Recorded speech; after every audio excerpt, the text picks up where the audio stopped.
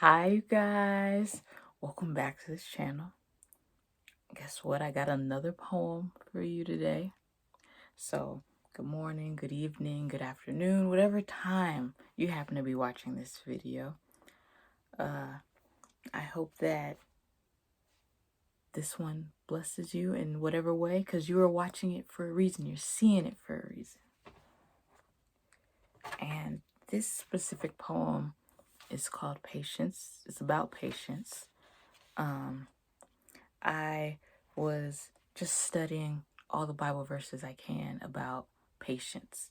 And so I got like a couple Bible verses to share with you guys, and that I kept going back to throughout the week when I was looking at them. So the first one is Philippians 4:6. This is the Contemporary English Version.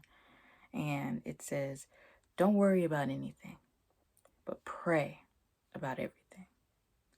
With thankful hearts, offer up your prayers and requests to God." And that one, that was one of the ones I kept going back to as a person who struggles with worrying about everything, running every bad possibility that can possibly happen. Oh, that's like, you can't worry about everything. Worrying doesn't change anything. It just it literally doesn't make the situation better or worse. It doesn't change anything, doesn't help you move forward, doesn't do anything. It can keep you where you are, though. It can keep you stuck. So you can't worry about everything. So I like that it said don't worry about anything. Like, once you pray and give it to God, like, give it to him. Don't keep it on yourself.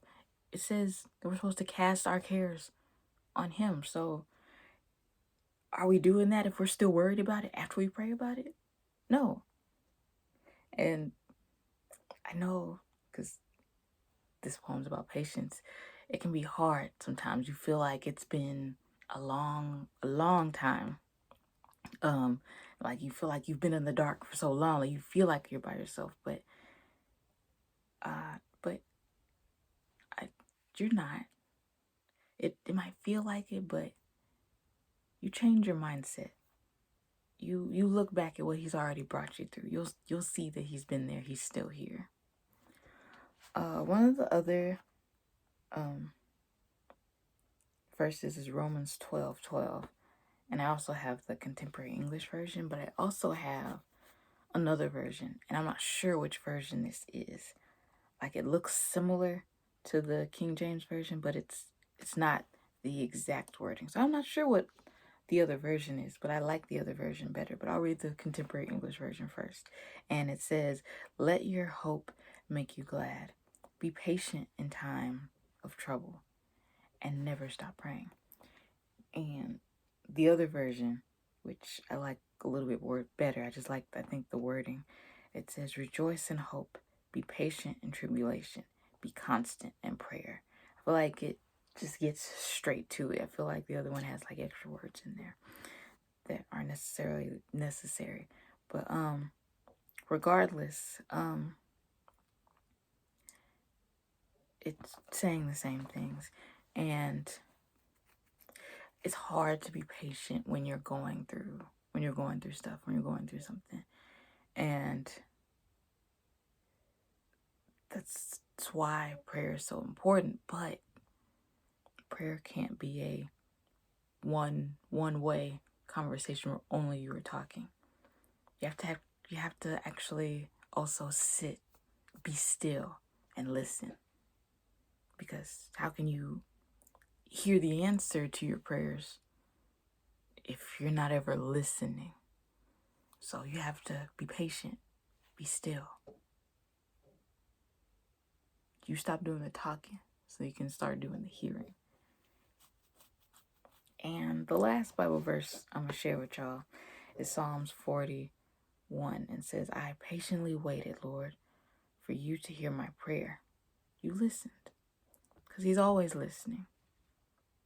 And it might not seem like he's there, but he's there. And Sometimes we have to go through things to, to be able to understand the lesson that he's trying to teach us. Because maybe we're being hard-headed and not listening. But let's go ahead and get into the poem. I think I've talked long enough here. Please don't forget what is coming because of your current circumstance. All you need is a right in your hand. So be still and focus on what you do have.